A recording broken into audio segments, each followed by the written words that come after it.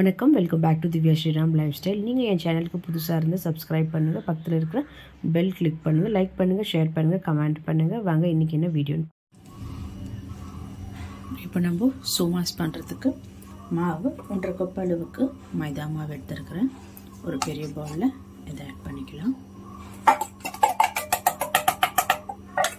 So இது கூடவே 1.5 cup அளவு மைதாக்கு 1/4 கப் அளவுக்கு சிரோட்டி ரவா, நம்ம கேசரி எல்லாம் பண்ணுவாங்களா அந்த ரவை. இது கூடவே ஒரு 1/4 டீஸ்பூன் அளவுக்கு உப்பு ஆட் பண்ணிக்கலாம். அண்ட் இதில் ஒரு 2லேருந்து 3 டேபிள் ஸ்பூன் அளவுக்கு நெய் ஆட் பண்ணிக்கலாம். ஸோ இதெல்லாம் நம்ம மிக்ஸ் பண்ணிக்க போகிறோம்.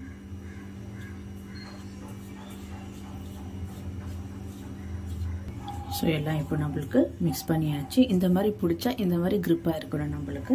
ஸோ இப்போ நம்ம தேவையான அளவுக்கு கொஞ்சம் கொஞ்சமாக தண்ணி ஆட் பண்ணி நம்ம மிக்ஸ் பண்ணிக்கலாம் மாவு.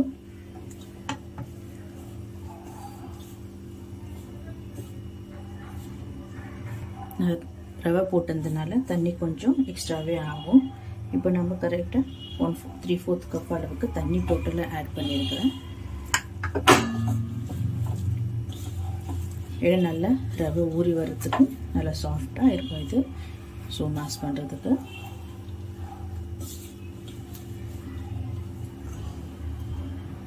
ஸோ பாருங்கள், இப்போது நல்ல மாவு சூப்பராக சாஃப்டாக ரெடி ஆயிடுச்சு. நம்மளுக்கு இந்த மாவு இப்போது 1/2 hour நல்லா ஊறணும். ஏன்னா நம்ம ரவை போட்டதுனால கொஞ்சம் டபுள் ஆகும் அது. ஸோ நம்ம இப்போது இது மேலே கொஞ்சமாக நெய் இல்லைன்னா எண்ணெய் ஆட் பண்ணி இது மாவு காயாத அளவுக்கு நம்ம ஒரு 1/2 hour இது வைக்கலாம். ஸோ இப்போ மாவு ரெடி ஆயிடுச்சு. இப்போ ஸ்டஃபிங்க்கு ரெடி பண்ணிக்கலாம். இப்போ நம்ம ஸ்டஃபிங் பண்ணுறதுக்கு இதில் நான் 2/3 கப் அளவுக்கு டெசிகேட்டட் கோகோனட் எடுத்துருக்கேன். நீங்கள் ஃப்ரெஷ் கோகோனட் கூட ஆட் பண்ணலாம், கொப்பரை கூட ஆட் பண்ணலாம். நான் என்கிட்ட இருக்கிறதுனால நான் இது யூஸ் பண்ணுறேன். ஸோ டெசிகேட்டட் கோகோனட்டு இது நல்லா கொஞ்சம் ரோஸ்ட் ஆகணும்.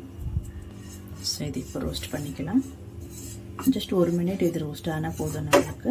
ஏன்னா பச்சை தேங்காய் தான் நம்மளுக்கு ரொம்ப நேரம் ஆகும் ரோஸ்ட் ஆகிறதுக்கு. அந்த தண்ணியெல்லாம் அப்சர்வ் ஆகி நல்லா ட்ரைனஸ் ஆகிறதுக்கு இதுக்கு ஒன்றும் தேவையில்லை.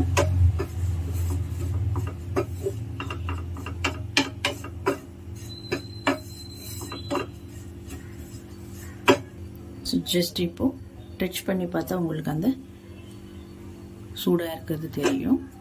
ஸோ இது கூட 1/2 கப் அளவுக்கு சர்க்கரை ஆட் பண்ணிக்கிறேன். அண்ட் 1 டீஸ்பூன் அளவுக்கு காடமம் பவுடர், ஏலக்காய் பவுடர். அண்ட் இது கூடவே ஒரு 1/4 கப் அளவுக்கு நம்ம ரோஸ்ட் பண்ணி வச்சு கடலை மாவு இது ஆட் பண்ணிக்கலாம். ஜஸ்ட் மிக்ஸ் பண்ணால் போதும், சர்க்கரை எதுவும் மெல்ட் ஆகாது உங்களுக்கு. ஜஸ்ட் ஒரு 2 minutes அதை நல்லா சாஃப்டாக இது மிக்ஸ் பண்ணுற மாதிரி.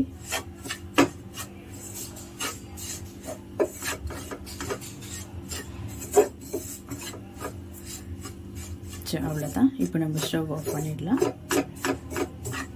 ரொம்ப நம்ம மிக்ஸ் பண்ண சுகர் மெல்ட் ஆகிடும். போதும், இது கொஞ்ச நேரம் ஆறட்டும் இது. அதுக்கப்புறம் நம்ம சோமாஸ் பண்ணிக்கலாம். இப்போ நம்ம ரோஸ்ட் பண்ணி வச்சுக்கிறது அந்த மாவு ரெடி ஆயிடுச்சு நம்மளுக்கு. ஸோ இப்போ கொஞ்சம் கொஞ்சமாக மாவு எடுத்துன்னு வந்து கொஞ்சமாக பிசைஞ்சு எடுத்துக்கணும். கையில் ஒட்டாததுக்கு கொஞ்சமாக மாவு டஸ்ட் பண்ணிக்கலாம். மைதா மாவு நல்லா சாஃப்டாக மாவு ஒரு 1/2 hour ஊறிட்டு இருக்குது. ஏன்னா நம்ம ரவெல்லாம் போட்ட வச்சு நல்லா அது ஊறி வந்திருக்கும். சோமாஸ்க்கு இந்த மாதிரி ஒரு மோல்டு எடுத்துருக்கிறேன். இது கரெக்டாக இருக்கும் நம்மளுக்கு. மாவு இப்போ 2ஆக டிவைட் பண்ணிக்கிங்க. நீங்கள் ஒன்று சின்ன சின்னதாக கூட உருட்டி எடுத்துக்கலாம். நான் இப்போ நல்லா உருட்டிட்டு இந்த மாதிரி ஷேப் பண்ணி எடுத்துக்கிறேன். ஷேப் பண்ணி எடுத்துகிட்டு இன்னும் கொஞ்சம் மெலிசாக ஊட்டுக்கணும், நம்ம ஈஸியாக இருக்கும் நம்மளுக்கு. இல்லைன்னா ஒன்று ஊட்டுறதுக்கு கொஞ்சம் கஷ்டமாக லேட் ஆகும் டைமு. ஸோ இதே மாதிரி அளவுக்கு எல்லாமே உருட்டிட்டு இப்போ நம்ம இந்த மோல்டில் போடுறதுக்கு கரெக்டாக இருக்கும். இது பாருங்கள், இப்போ வச்சு காமிக்கிறேன்.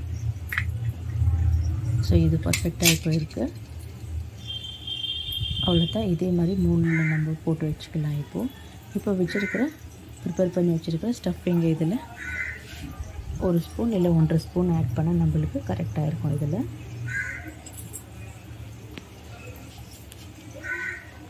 ஸோ எக்ஸஸாக ஆட் பண்ணக்கூடாது.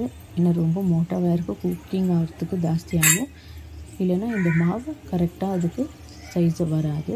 இந்த மாதிரி நல்லா மோல்டை ப்ரெஸ் பண்ணின்னு அந்த எக்ஸஸ் மாவெல்லாம் எடுத்துடலாம். நம்ம எட்ஜஸில் நல்லா ப்ரெஸ் பண்ணணும். இப்போ நல்லா கேர்ஃபுல்லாக ஓப்பன் பண்ணால் இதை அன்மோல்டு பண்ணிக்கலாம். இப்போது பாருங்கள் எவ்வளோ ஈஸியாக வந்துடுச்சு.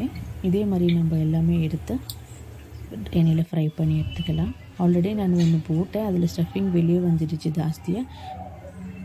அதுக்கப்புறமா நான் முறுக்கு சுட்ட எண்ணெயிலே நான் இது போட்டிருக்கிறேன். முன்னாடி முறுக்கோட ரெசிபி போட்டிருக்கிறேன்.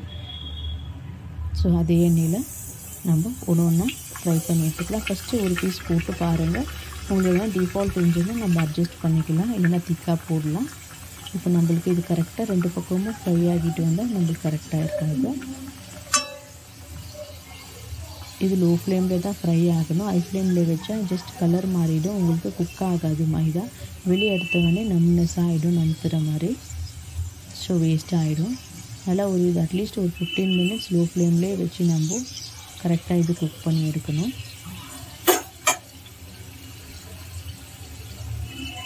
பாருங்கள் இப்போ இதுவும் ப்ராப்ளம் இல்லை, நல்லாவே வந்துருக்கு 2 பக்கமும் திருப்பி. இப்போ நம்ம ரெடி பண்ணி வச்சுருக்கிறது எல்லாமே ஒரு 3 போட்டு ஃப்ரை பண்ணால் நம்மளுக்கு கரெக்டாக இருக்கும். அந்த ஸ்பேஸில் போட்டுறதுக்கு நீங்கள் எந்த அளவுக்கு எண்ணெய் போடுறீங்களோ அந்த அளவுக்கு ஆட் பண்ணிக்கலாம். பாருங்கள் இது ஒரு 10 மினிட்ஸ் ஆயிடுச்சு. இன்னும் ஒரு 5 மினிட்ஸ்க்கு இது நல்லா இப்போது ரோஸ்ட் ஆகணும். நல்லா கலர் மாறிடணும், எடுக்கக்கூடாது. இது அட்லீஸ்ட் ஒரு 5 மினிட்ஸ்க்கு இருக்கணும். இது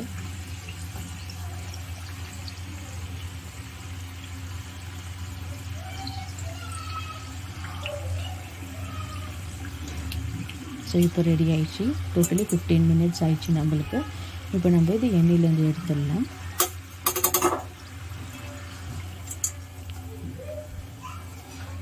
ஸோ இப்போது சேம் எண்ணெயிலே அடுத்தடுத்து நம்ம போட்டு ஃப்ரை பண்ணி எடுத்துக்கலாம். எல்லாமே ரொம்ப ஈஸியான ஒரு மெத்தடு.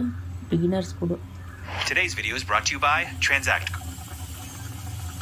கூட இது பண்ணலாம். ரொம்ப ஈஸியான ஒரு மெத்தடு.